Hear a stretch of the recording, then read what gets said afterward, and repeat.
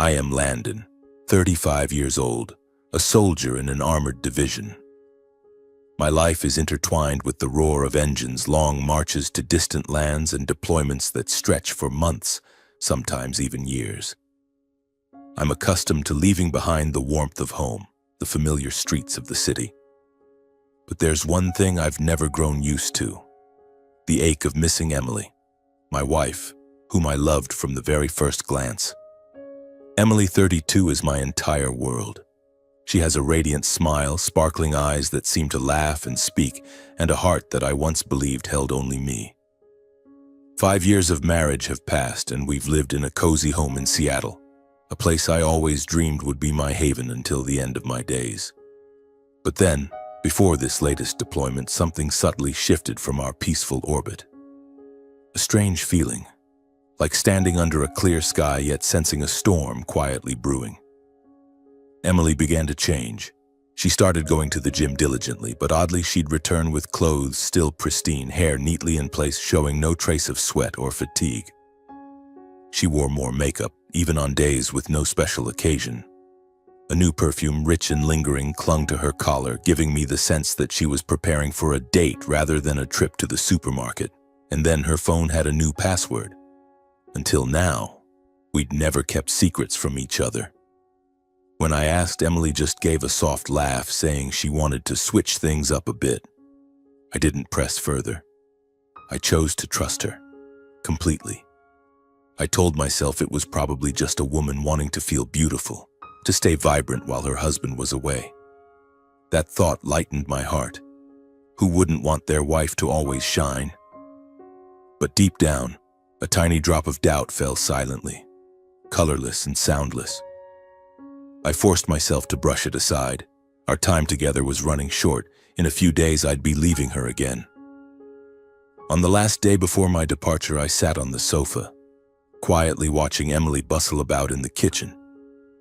She wore the pale green dress I loved, her hair tied up neatly, softly humming an old song. In that moment, my heart felt both warmed and wrenched. "I'm going to miss you so much," I said, my voice hoarse. Emily turned, her eyes glinting with that familiar tenderness, a sweet smile blooming on her lips. "Me too, Landon. Take care of yourself, okay?" We hugged tightly, and that time the scent of her new perfume enveloped me, stronger than ever, as if it were trying to conceal something.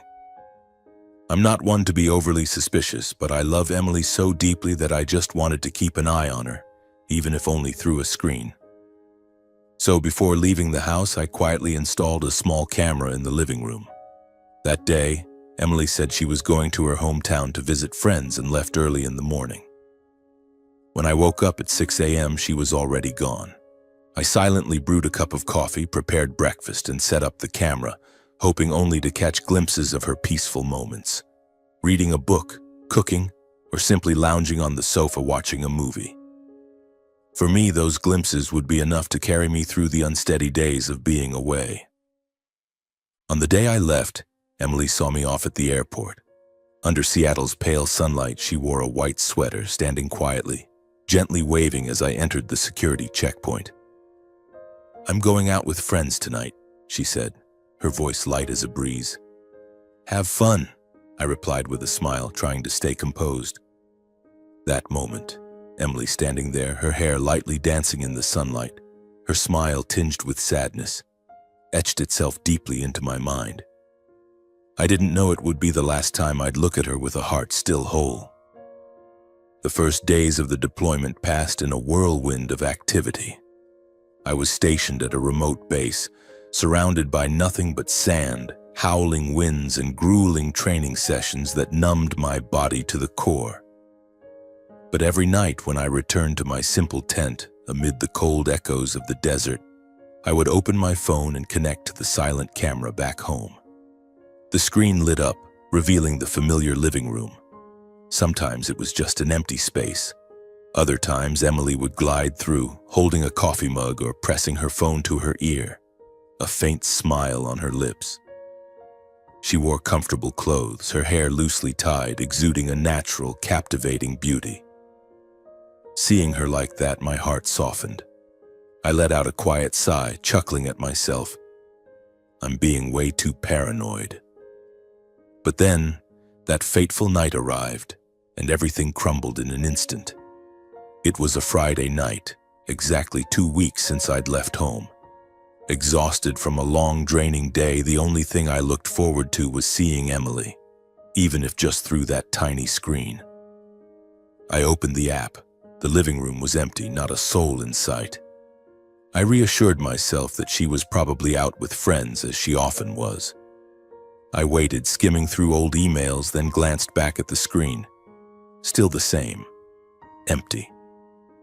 The clock crept past midnight, and a growing unease swelled within me like a silent tide. Seattle was generally safe, but I couldn't stop my mind from conjuring worst-case scenarios. I grabbed my phone and texted Emily. "Where are you? Having fun?" The message sent, but only silence came back. I tried to stay calm, telling myself she was just busy. But then, at exactly 1 a.m., the image on the camera flickered. The living room door swung open. Emily stepped in, a radiant smile on her face. But she wasn't alone. A man followed her. My heart clenched, my grip tightening until my knuckles turned white. I zoomed in, my eyes glued to every detail of the man's face. And then, it was as if someone had landed a crushing blow to my chest, leaving me breathless. Robert, my father. I froze. That man, the one who had made my childhood a living hell, the one I'd spent years trying to bury in oblivion, was now casually strolling into my home. He looked the same as ever, salt and pepper hair neatly combed, a dark dress shirt impeccably pressed, his face carrying that smug air of someone who believes they can control everything. Emily walked close beside him, her shoulder lightly brushing against his, giggling as Robert leaned down to whisper something. My blood felt like it had turned to ice. They weren't just old acquaintances. This wasn't just a casual conversation. They were far too intimate. Trembling, I rewound the video, watching it over and over, hoping my eyes were playing tricks on me. But no, the footage was as sharp as a blade. Robert slipped his arm around Emily's waist, pulling her close. They stood in the middle of the room where Emily and I had carefully chosen every piece of furniture, every framed photo on the wall, and kissed. Not a hesitant peck, a deep, passionate kiss, as if no distance existed between them anymore. I sat motionless in the darkness, with only the howl of the wind against the tent and the frantic pounding of my heart, threatening to burst. I wanted to scream, to smash something, but it all shattered in silence. Emily, the woman I loved more than life itself, and Robert, the father I'd disowned long ago, were betraying me together in my own home. But I didn't cry. Not because I was strong, because the pain had turned to stone. My heart was nothing but a cold, empty void. In that stillness, a voice rang out in my mind, sharp and clear. Don't let emotions guide you. If you want to take everything back, you have to stay calm. Under the flickering light spilling from the corner of the tent, I lay still like a dead man, my eyes wide open, staring into the thick darkness above. That entire night, despite my body being utterly exhausted from days of relentless training, my eyes refused to close. Each time I tried, fragmented images flooded back, jagged and cold, like shards of broken glass tearing through my mind. I saw myself at 10 years old, huddled by the cracked window of our old run-down house. Outside, rain poured in torrents, while inside, Robert's shouts rang out, deafening. Drunk out of his mind, he hurled a bottle against the wall, glass shattering at my mother's feet. She held me tightly, trembling like a small bird caught in a storm. A man has to be strong, has to be in control, got it? I still remember his hoarse voice, his warped view of strength and power.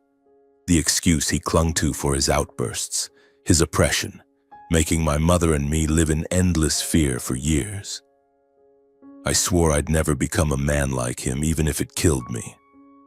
I vowed that when I had a family, I'd be a good husband, a father my children could be proud of. Yet despite the resentment burning inside me, I never shirked my duty to him. Before my mother passed, in her final days lying quietly in a hospital bed, she gripped my hand, her clouded eyes brimming with tears. No matter what, don't let your father suffer, Landon. That's the last promise I ask of you, okay? I nodded, though my heart was heavy, and I kept my word. Over the years, though I had no desire to see him, I sent Robert money regularly, ensuring he lived comfortably, free from the burdens of survival. And yet, that very man, the one who plunged my childhood into darkness, the one I gritted my teeth to support so he could live out his days in ease, came back into my life in the cruelest way possible. Not only did he brazenly walk through the door of the home I'd built with my blood and sweat, but he callously stole the woman I loved most. I shifted, my fists clenching until they drew blood, my mind consumed by a single question, echoing like a knock from hell. Why, Emily? Why would you do this to me? What did I do wrong? I loved her with everything I had, giving her my heart and my life without reservation. I endured months of separation, swallowing loneliness in foreign lands just to see her peaceful smile each time I returned. And yet, she betrayed me. Not with some ordinary affair, not with a stranger, but with my own father. The man I despised, the man she knew had left indelible scars on my life. Why, Emily? She didn't just stab me in the back. She deliberately twisted the knife in the most painful place possible. She chose the most brutal, venomous betrayal.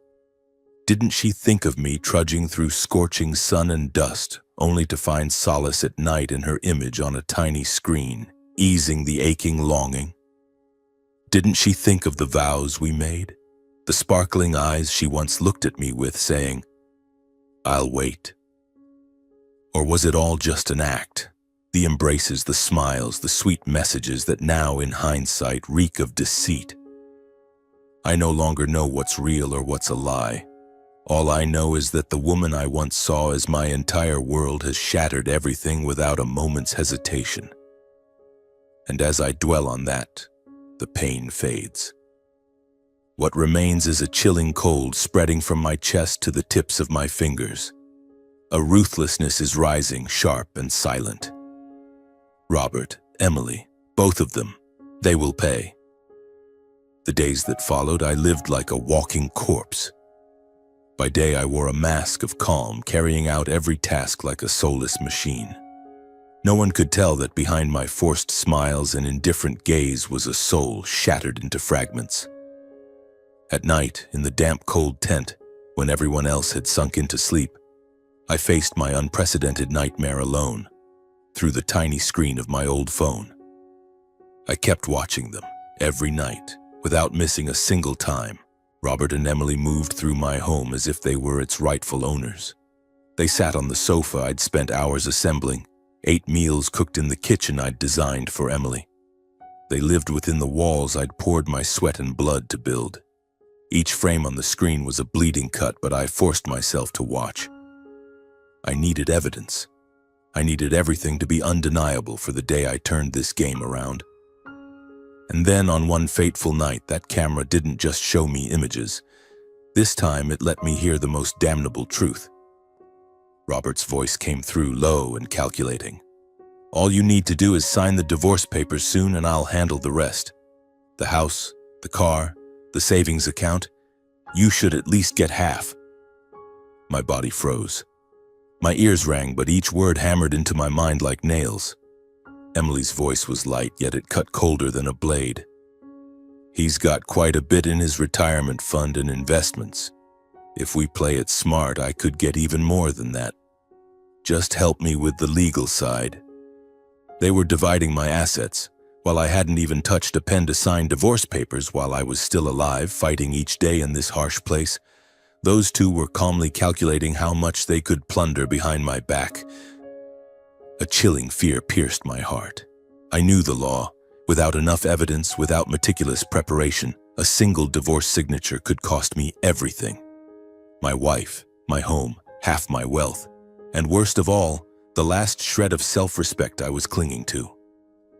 I clenched my fists, my knuckles cracking. No, absolutely not. I couldn't let them have their way. They'd already stolen my love, betrayed my trust. And now, if I didn't act, they'd take what little I had left. The following days, I buried myself in my duties like a man fleeing the storm raging within. Military convoys roared through scorched fields, dust clouds obscuring the horizon. At night, I lay alone under a sky streaked with stars, the biting sand-laden wind stinging my skin. My mind was drowning in an inescapable abyss. I couldn't stop thinking, what do I do? How do I escape this quagmire without losing everything? Every plan I devised ended in a dead end. The law was too cold and life too cruel. If I let go, I'd lose it all. But if I acted recklessly, what awaited me might be even more pitiful.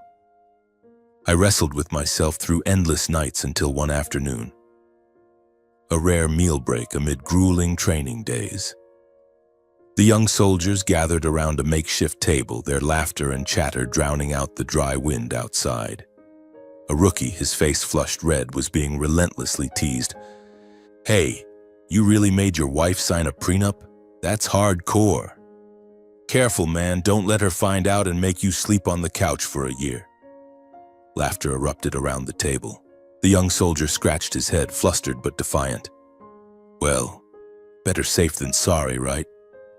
I just added a small clause. Whoever cheats leaves with nothing." That sentence, it was like a bolt of lightning tearing through the tangled mess in my mind. I froze.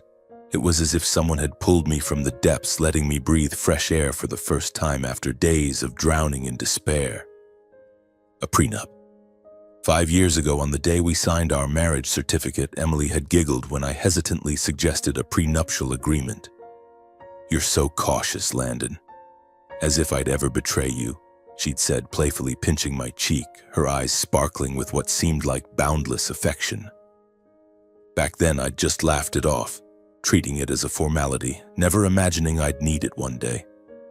But now, that seemingly meaningless piece of paper had become my last lifeline in the tidal wave, threatening to engulf everything.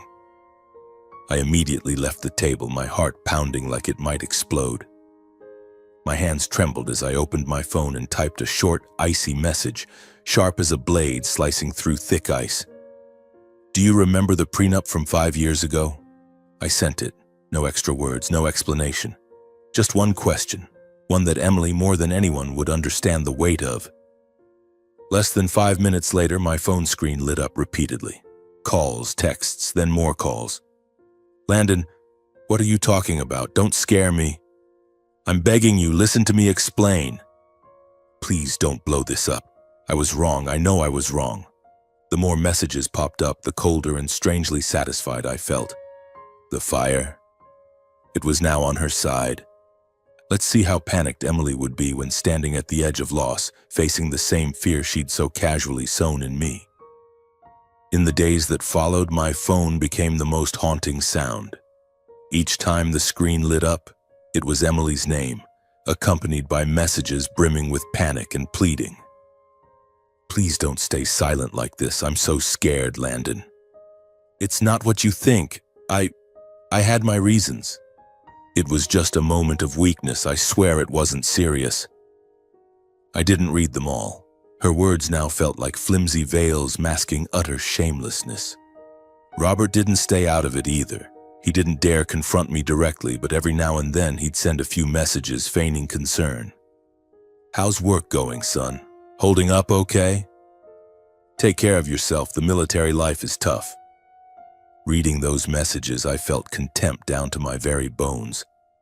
The man who spent his life crushing and belittling me was now resorting to cheap attempts at probing. I didn't bother replying. At night, I opened the camera app out of habit, but all I saw was a pitch-black screen. The signal was gone. Emily or Robert must have discovered the camera and destroyed it. But I wasn't concerned. I already had what I needed. Clear, undeniable recordings and images. I thought Emily would realize she had no way out, but in her panic, she did something even more foolish.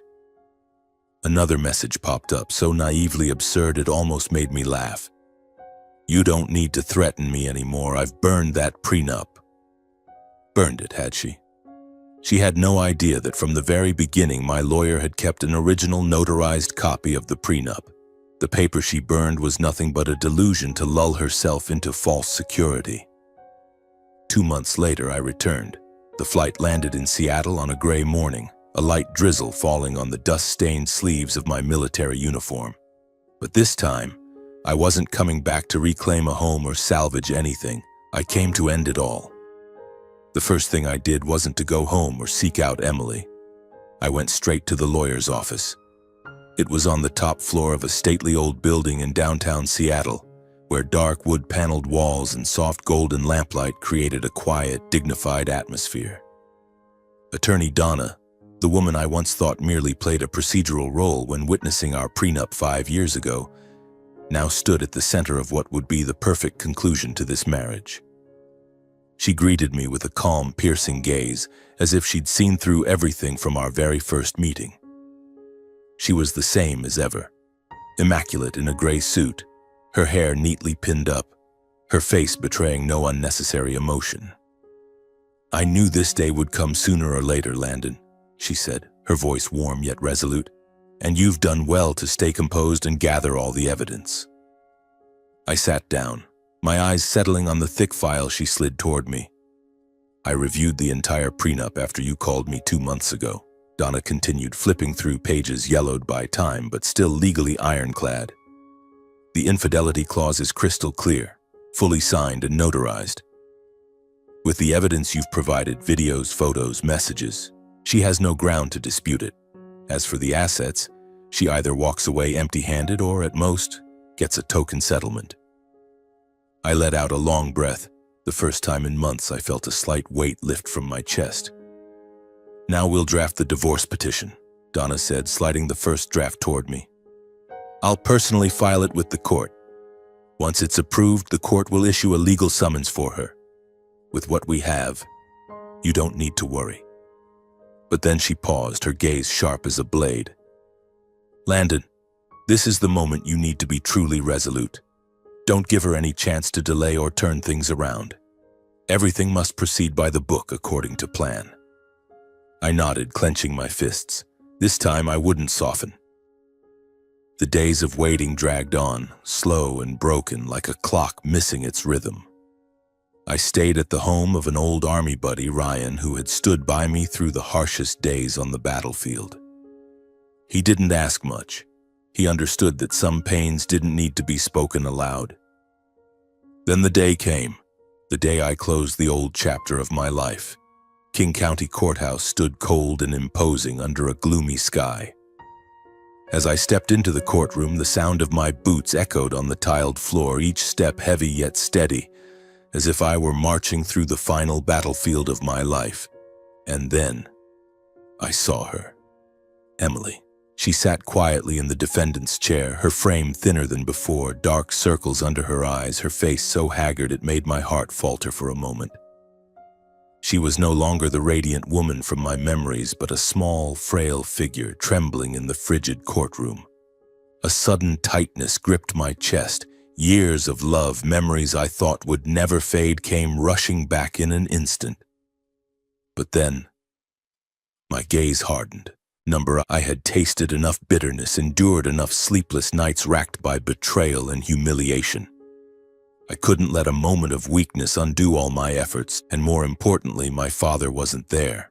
That man, who once stood arrogantly atop others' pain, was too cowardly to show his face in court.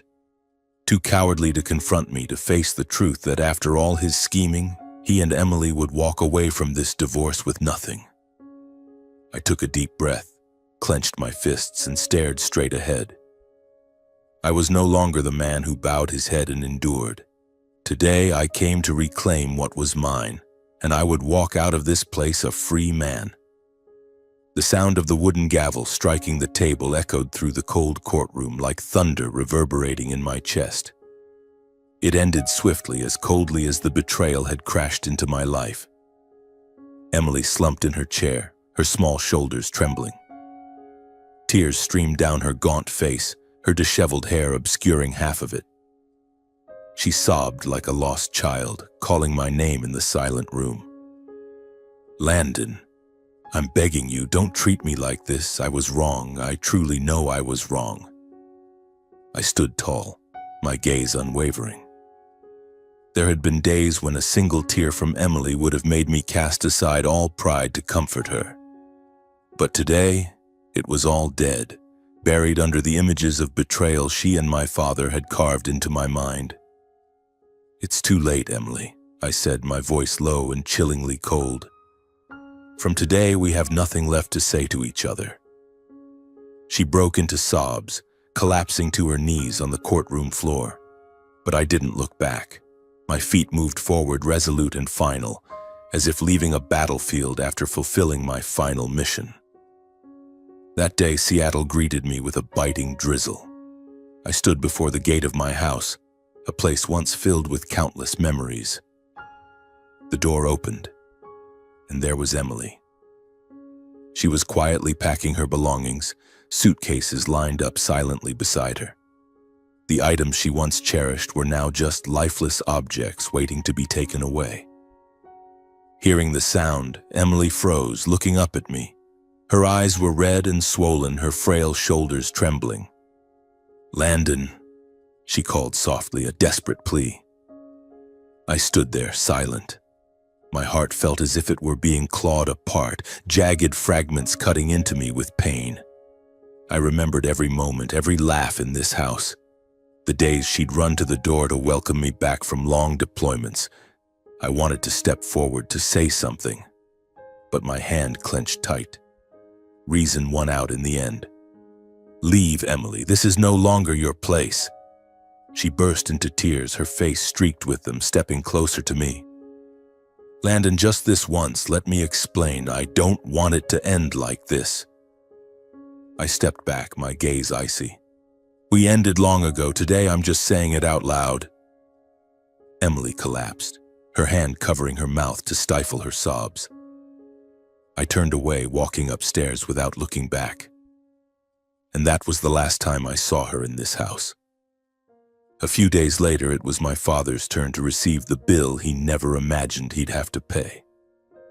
I went to the bank and canceled all monthly allowances. Every automatic payment stopped immediately. No more silent streams of money flowing into his account at the start of each month. I terminated every automatic payment under my name for the old house where he lived. Electricity, water, property taxes, maintenance fees, all cut off without mercy. A man like Robert, who spent his life leeching off others, would now taste the same poverty, coldness, and loneliness he once forced upon my mother and me. I left no message, no call. Silence was the harshest sentence for those who once smiled atop others' pain. I no longer hated. I simply severed ties, forever. The months following the trial passed in an unfamiliar stillness. For the first time in years, I was no longer torn between deployments and sleepless nights wrestling with loneliness. I returned to my military duties, but this time things felt lighter. The training sessions were no longer just a way to escape pain. They became a place to rebuild myself, stronger, calmer, and unburdened. The house was now filled with quiet. No more forced laughter, no lingering scent of perfume in the living room. I cleared everything out, getting rid of the mementos that once tethered me to the past. Peace didn't come immediately, but it came, silently, slowly, like the early winter sunlight creeping through the window. Then one day my phone buzzed. I glanced at the screen, recognizing the number, Emily's mother. I answered, keeping my voice steady. "Landon." She hesitated. "How have you been holding up?" I stayed silent. Perhaps she didn't expect any comforting words because her voice soon choked with emotion. "Emily. She's staying with me now. She's so thin, barely eats anything. She just sits there all day, lost in thought. She says, every night she dreams of you, then wakes up in tears." I swallowed hard, a burning sensation spreading through my throat. But I said nothing. I'm not asking you to forgive her, she sighed. I hope you won't hate her forever. She's suffered enough already. I didn't know how to respond. Some wounds, though no longer bleeding, still throbbed painfully when touched. A few months later, I drove to visit my mother's grave. Passing by the house where I was born and raised, I saw a for sale sign staked in the front yard. I pulled over at the neighbor's house across the street, an elderly man I knew. After talking with him, I learned my father was in dire straits, trying to sell the house at a low price with no buyers. By day, he washed dishes at a restaurant in town. By night, he returned alone to an empty house, stripped of furniture and belongings, all sold off. I stood there listening, a strange emotion welling up inside me. Not satisfaction, not joy, nor even anger. Just a vast emptiness, as if a long chapter of my life had closed, leaving behind a desolate wasteland. Late that afternoon, I returned to the old hill where my mother's grave lay. The sky was a cold gray, heavy clouds hanging low, the wind blowing in sharp, icy gusts. I stood before the simple headstone, kneeling gently, my fingers tracing the faded engravings worn by time. "Mom," I began, my voice hoarse after days of silence. "I don't know if what I've done was right.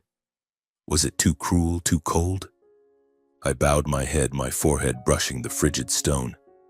"I'm just so tired, Mom. Tired to the point I don't have the strength to hate anyone anymore, but in my heart, there's still an emptiness I can't fill. I don't know if one day I'll regret the choices I've made today." The wind howled through the trees, dry leaves swirling wildly along the old path. I closed my eyes, letting my emotions spill into the silence. Finally, I stood, adjusted the fresh flowers on the grave, and quietly turned to leave. The distant sky remained cloaked in thick gray, but somewhere on the horizon, a faint streak of sunlight began to glimmer. And I told myself, right or wrong, whatever the road ahead held, I would keep walking on my own 2 feet. Peace, perhaps, is simply accepting everything that has happened and learning to live with it.